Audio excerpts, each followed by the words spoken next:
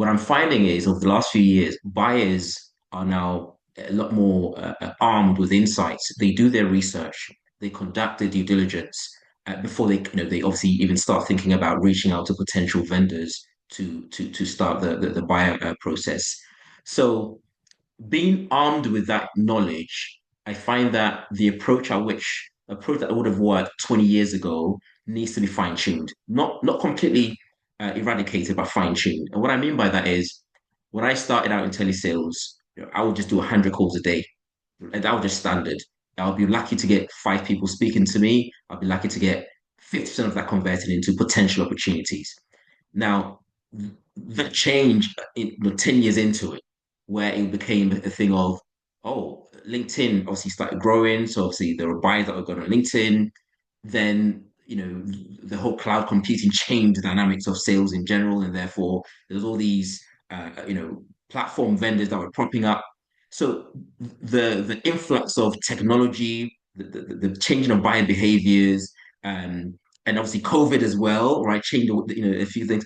It's made buyers become more picky in terms of the timing they want to reach out to vendors, what they want to hear from vendors, and they have a lot more choice.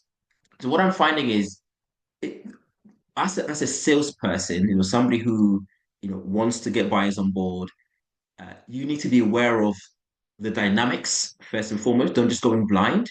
You got to know and understand the trends that's been going on, how buyers are thinking. I'm a big fan of the inside out approach, and therefore really just get tapped into the psychology of the buyer, right? So I've always believed in put yourself in the buyer's shoes.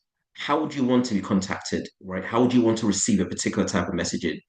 And it just having that at the back of your mind every single time gives you that edge over somebody who just does it without thinking.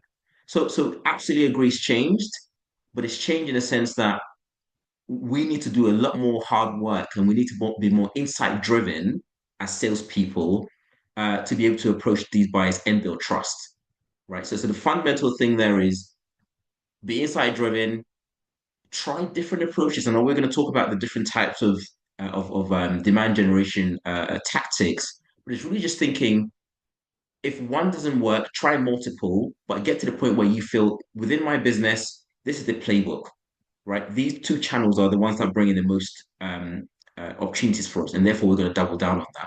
But without doing the test and the A/B test, it's impossible to be able to, kind of pinpoint what channel is best for your value proposition.